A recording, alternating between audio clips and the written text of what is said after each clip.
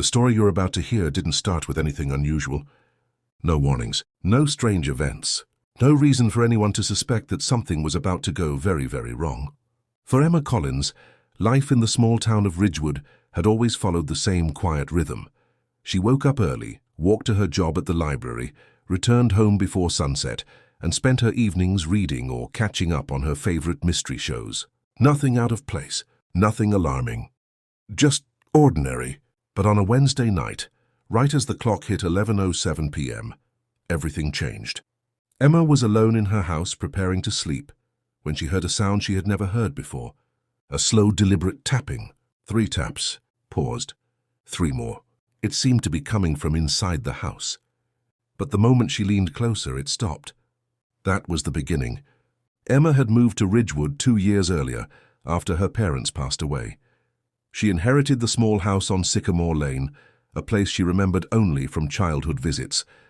It wasn't big, but it was safe. At least, she thought it was. For months, everything remained normal, until the noises began. At first, they were faint. A floor creak here, a soft thud there. You could easily blame it on the house settling. But then that tapping sound returned. Always the same pattern. 3 taps, a pause, 3 more. Emma tried to record it on her phone. Nothing. She tried staying completely still, yet the tapping seemed to stop the second she focused on it. After a week of this, she asked her neighbor, Mrs. Gallagher, if she heard anything unusual at night. The elderly woman hesitated before speaking. Some houses on the street, she said slowly, have history. Sounds that don't make sense, people moving out sooner than expected. She leaned closer. Be careful, dear. Emma didn't know what that meant at the time. She simply nodded and assumed the woman was exaggerating. But she wasn't. Because the third night the tapping sound moved. It wasn't coming from the walls anymore. It was coming from inside her bedroom. Emma didn't scream. She couldn't. Her throat tightened as she stared into the hallway. Nothing moved, nothing breathed, yet the air felt wrong, like someone had just stepped out of sight. She backed slowly toward her bedroom, her hands trembling so hard the flashlight beam shook across the walls. She whispered to herself, "There's nobody here. There's nobody here." But she didn't believe it. Another sound echoed, this time above her. A soft drag, like fabric sliding across wood. Something was moving inside the attic again. Emma knew the police would take at least 10 minutes to arrive. She had 2 options. Lock herself in the bedroom and hope whoever was up there didn't come down, or try to confirm if the person was still inside the house. She chose neither. Instead, she checked the security camera feed on her phone, but something was wrong. Her living room camera showed a faint outline, a shape in the far left corner. Not a person, more like a shadow standing perfectly still.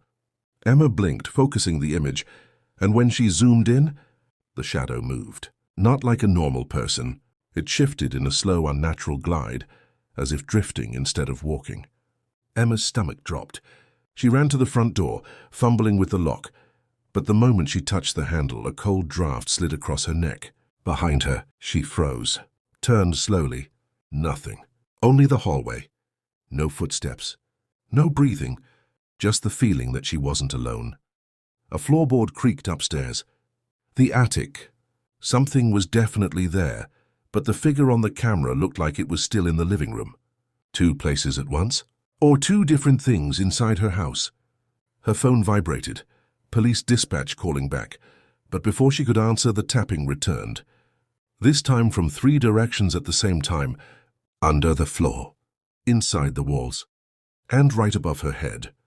Emma bolted outside and didn't turn back, until she saw the flashing red and blue lights rounding the corner. When officers entered, she expected screams, shouting, commands. But instead they walked through the house calmly, methodically, and came out shaking their heads.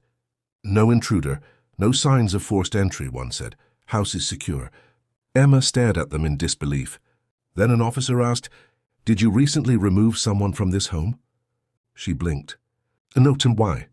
He pointed to the crawlspace hatch. "It looks like someone's been living underneath your house for a long time." Her heart stopped. The officers lifted the crawlspace hatch, shining their flashlights inside. A wave of cold air and damp earth washed over them. Emma didn't want to look. But she forced herself to. Inside the crawlspace were objects, too many to ignore. A thin mattress, a rusted metal cup, crumbs of old food, a pile of clothes folded neatly in a corner. Someone had been living directly beneath her bedroom. One officer crawled deeper and called out, "There's something else." He emerged holding a stack of photos, all of Emma.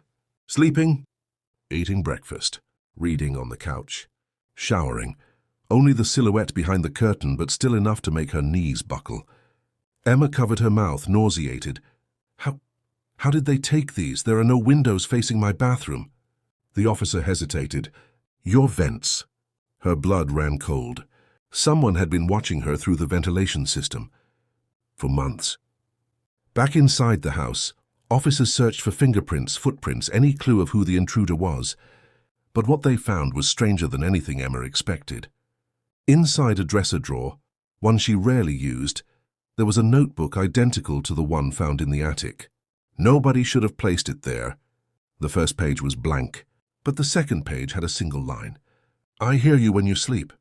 Emma's entire body tensed. The third page, "I hear you when you move." The rest of the notebook was filled with the same sentence written again and again. Then an officer shouted from the hallway, "Mama, we need you to see this." They showed her her own security footage, the clip she'd watched earlier, but now slowed down, frame by frame. The shadow in the living room began to form a shape, not a silhouette but a distorted human figure, flickering slightly as if reality itself rejected it. It didn't walk. It floated, glitching in and out like a corrupted file. Emma whispered, "First, that's not human." And the officer didn't correct her, because he didn't know what it was either. Emma packed a bag, ready to leave with the police escort. But just as they reached the front door, the house let out a deep groaning sound, almost like it was breathing. Lights flickered. The air went cold. And from upstairs, 3 taps. Pause. 3 taps. The officers drew their weapons, rushing toward the stairs.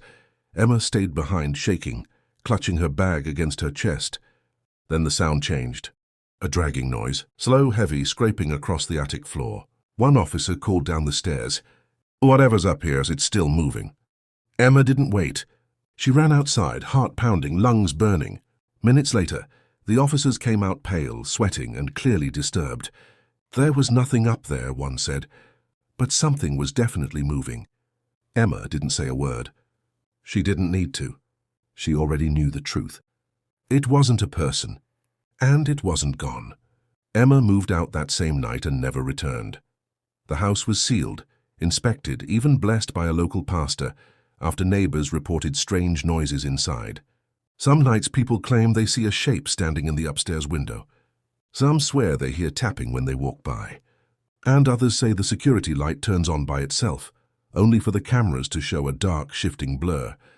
But the scariest part is what happened 2 weeks after Emma left. The police returned for a final search of the crawlspace, only to find fresh footprints in the dirt.